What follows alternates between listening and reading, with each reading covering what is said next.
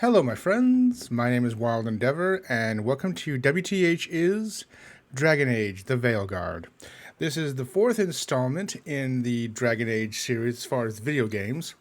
And it does tie up a lot of things, and as always, this will not be a first impression. This will actually be a little bit more of a review of everything I've played. They've been playing the game for many, many hours now. So we're going to give a nice, good little... I'm not going to go too deep. I'm not going to give any spoilers or anything. I'm going to give you my feelings and everything the same way I always do with an overview. And then we'll give you the good and the bad as I see it. So, but first, I have to put a disclaimer. And you'll see on the screen, there's a disclaimer thing. This is very important. I know this game is very controversial to a lot of people because there are a lot of people who view that this game is too woke and it ruins the game. I'm going to be saying this right now. My channel has always been and always will be a safe place. If you put any comments under this video that spews any hate, one way or the other, I don't care. I will immediately delete the comment. I'm not even going to entertain it. I am not going to respond to it. I'm just going to immediately delete it. I do not tolerate that on this channel, and I'm not dealing with that with this video at all because I feel that it is stupid and it is wrong. I don't care if that differs from your opinion. This is my channel. This is my video. Don't like it, don't watch. So, with that disclaimer done, I'm going to now move on to the overview of the game. So, as I said, this is the fourth fourth installment of the Dragon Age video games. And like all the others, it does allow for the basic of 3 classes that you pick from: Warrior, Mage, and Rogue. Now, and what you're seeing on the screen right now is my first initial playthrough, doing some just basic stuff in one of the zones and everything else. I do play primarily as the Warrior with a subclass of Reaper. So you're going to see that gameplay at the higher levels. But yes, each of the 3 classes allows for 3 subclasses. So it allows for a lot of playstyle as far as whatever you're used to, from the mages to the rogues, even the warriors. So we have that, and as you see on the screen, you just see some of the mechanics going into it. I will say, just for benefit, playing with the controller does make it a lot easier to do everything. I know keyboard and mouse is a lot of people's preferred, especially on PC. But for me, I enjoyed it on controller, and I haven't looked back yet as far as doing it on controller. So we're going to basically go over the basic story, which is you're coming off the heels of Dragon Age Inquisition, in which Varric and Harding are hunting Solus after he was revealed to be the Dreadwolf, the ancient elven god. So we're going from there. They recruit your character, which is named Brooke, and it follows the same kind of patterns that most of the Dragon Ages go for, except this time, unlike Inquisition where you were building an army, this one you're still building just a unique team that has a variety of different backgrounds and characters, as well as you're going about and doing the normal type of getting your characters and getting yourself more progressed in the story, but each one has their own backstory and side quest as well that helps develop their characters, develops relationships. There's a lot of romance options as well. And also, just get back to the main part that people want to know the most about. Yes, the character creation that these games are known for is still very much there, from how the characters look to the actual clothing you can wear. You get more as you progress through. Like right now, with the character you're seeing on the screen, I'm wearing Warden gear because I chose the faction of the Grey Wardens. As also part of your character creation, you choose a backstory, and it's a little more, it's one of the main it's one of the main factions that are here within this game. The only one that really has a different faction as far as than what's presented in the game is Harding, who basically still comes off from being part of the Inquisition. That's the only minor spoiler, so it's not a huge one, but yeah, my character his backstory is a Grey Warden, so it does influence as far as what is talked about and things that are said. It's minor. It doesn't really matter which ones you go with as far as your choices. There are some advantages to doing one class over the other depending on what you're playing as. I would highly recommend looking at very much of the play styles and builds that are out there. They have a lot out there that do give recommendations, as well as the normal tree building and everything else to move into your subclasses. as you go through it all, there's a lot of zones to go through, a lot of stories, and it does answer a lot of questions of lore that it does tie. As I say, it ties up a lot of things that has been building since Dragon Age 1, essentially. Little things that tie in to the whole of the lore of Dragon Age, which is this is basically one of the best games I've played in a long time, and this is even before the good. With that being said, as far as all there, we'll go right into it, as far as the good and the bad as I see fit. So we're going to start off first, as always, with the good.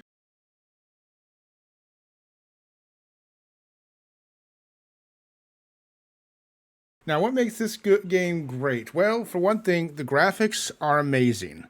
I would say I have not seen a game this clean in a long time.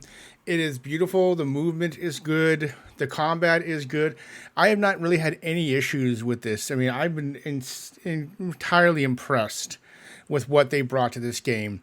The story is very compelling. You actually care and feel like you're really in depth into the characters, as well as, well, if you're looking for like a D&D type of a type of feeling like anything else. I'll be honest, I've been watching the latest season of Vox Machina, and that got me wanting to play Veilguard. And so when I got into it, it's like that same kind of feeling when you're trying to save the world as your team, but you also care about the characters and their backstories and what they have to deal with. This game gives you that in spades. Also, all the lore building, it builds and, in my mind, culminates the entirety of Dragon Age.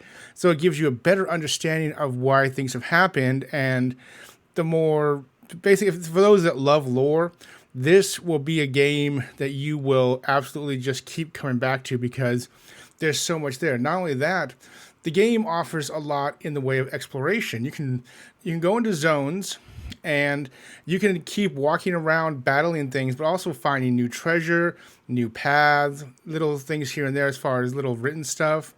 And you keep building and going into trying to make your character better, but also just seeing what's there and growing the story. Now, there are points in the story as well when you get to the point of, decisions and everything else, and it does impact the story going forward, but you can go back and get into the playthrough and choose the other decision to see how that would have played out towards the end of the game. But there are a lot of guides out there, so that is helpful as well. You're going to be spending hours upon hours. I was barely into a week, and I'm still not even done yet. I'm getting close to the end, I know that.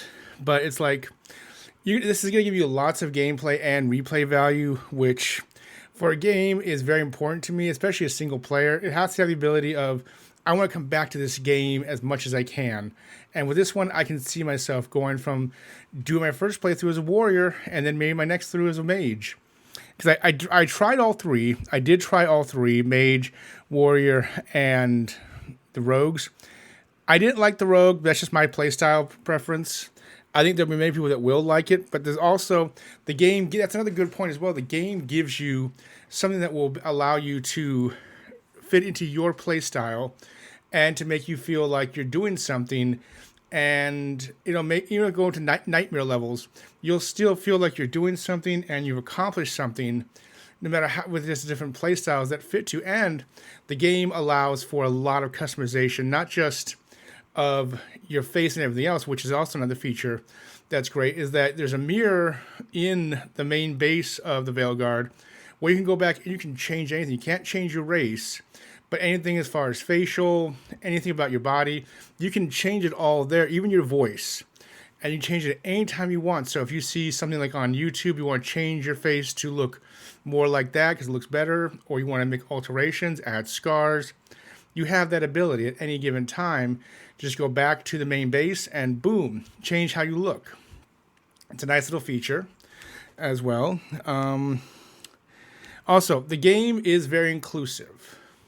As I know, as I said at the start of the video, I'm not going to deal with anything with any hate or anything else, but the game does offer options for players that want to play a trans character, that want to play a non-binary character. There is a character in the game, this is not much of a minor spoiler, this is the main crux of why people are angry. There is a character named Tosh who identifies as non-binary. So you see their story, and you feel like pretty much, despite what people may think, it's not like the entire core of the game. It's one part of it itself. And for my part, for being this, I felt like I was more of a mentor to them as they're trying to figure out who they are and to tell their parents actually their mother, who they are. So it allows for that kind of inclusivity, which a lot of games nowadays are trying for, but don't always succeed in the best way. So there's that point as well, which I'm very happy with. It is a great game. I was disappointed with a lot of Bioware stuff when it came to after Mass Effect Andromeda. So I was a little leery of this game, but I saw gameplay and I wanted to play it. So that is that. So now we've come to, I know I have been going way in depth with the good. Now we're going to move into the bad.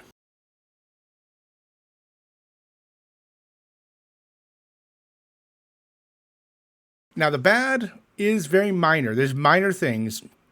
When I first started playing, I had issues where I was trying to leave from the base and go to a zone, and the game kept crashing. The only way I could get around as far as teleportation was to go to this area, like this in-between area called the Crossroads, and then do the teleportation there. But anything right from the main base would crash the game. But a couple of days after I started playing, they put a patch in, and that has seemed to have fixed it. So they are very much involved in gaining a lot of things. So a lot of what I'm saying right now is just minor things that will probably be patched out. But there is one part of the bad that I just get annoyed with, which is your action button is, if you're doing controller, the action button, the one that you interact with people or open chests or anything else, is the same as your jump button. It's the A button. So if you don't angle it just right, you'll be jumping in the air or doing that kind of thing. That's one of my main complaints. Like, I wish that would not be that kind of a thing where it's like, but I see that it's pretty much either that or one of the others. So it's better to jump than to swing and attack someone or something like that. But it's a minor thing. It's not a huge bad. I've had worse. But it's just one thing I just say is a bad, because I just felt that was a little ridiculous that it's the same on controller. It's the same button as your jump ability. So just like a couple of times, like you don't angle it just right where that comes up. You're just jumping up around. So beyond that, I've had some graphical issues where it's like sometimes it'll cause a crash, but that could also be because of what I was doing at the time with my setup and looking at something else. I will say, if you're playing on PC, don't have anything like YouTube or anything else going at the time, because it does seem to cause a crash with the DirectX with your graphics card. That could also be just my card, but it just seems to be what I've seen. I'm sure it'll be patched out by the time this video or even after this video comes out, so I'm not really counting it as a huge problem. It's minor like any new release, but honestly, that has been only the bad I can really find. I have not really found too much other bad in this game from a standpoint of, is it worth playing and everything else. From my point of view, yes.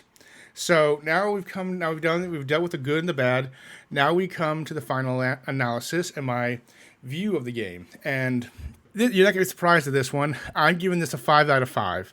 Right off the bat, 5 out of 5. This game is beautiful. The storytelling is amazing. The character in depth is great. The backstories are great. And the more as you explore the world with these characters and grow with them, and also the talking that goes on when you're just walking around between the two characters you have. So it's like you want to have two different characters to see what the conversations are going to be, because it's interesting. The romance options are great, are solid as well. Some characters I didn't really like mesh well with me. That's just me. But I think definitely for everyone out there, there's a character that you will absolutely love, and some you will just like, I don't really care too much. And that's, I think, just like any kind of game when you have a group of people and you have NPCs where they will help you. But beyond that, I still cared about every single one of their backstories and still worked to get them stronger for the final battle and go from there. But it's a game that I have found that's in a long time of AAA games.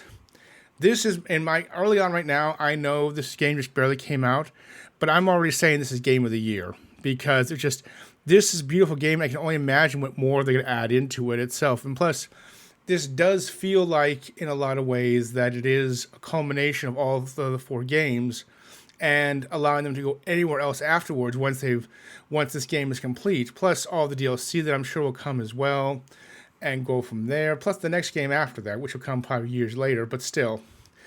Overall, like I said, I maintain it. This is probably one of the best games I've played in a very long time, and I'm very, very satisfied with it.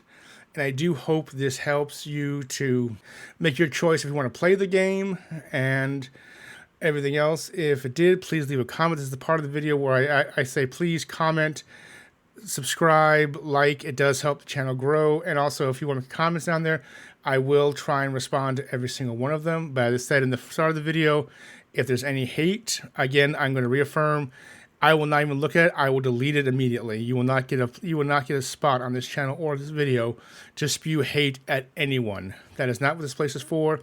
And I don't care your political point of view about how this game is or how it's ruined or what have you. That's your point of view. I'm giving a review of how the game plays and how I feel it's a great game. And I do feel it's a great game. In a world of games in which everything is the basic kind of thing and graphics and DLC and everything else has come out, this is a game where I felt that it has been the most complete since Baldur's Gate. I have not felt the need as far as anything else coming, or that it's wanting, or that you're hidden behind other walls and everything else to get like better looks or more story. I have felt this game is complete. So I hope this has helped you. If it has, as I said, please leave a comment whether you liked it, did not like it. I will try and respond. Follow the channel for more. I am planning to do a playthrough of this game itself and actually do like episodes and what have you. So you will see that coming on this channel as well if you're interested in looking at seeing what happens when I play through it. Otherwise, I'm going to leave it here. I'm going to say thank you for watching. It is appreciated. Just know that you are loved, you are appreciated, and you are valued. And as always, I will see you in the next video. Bye-bye.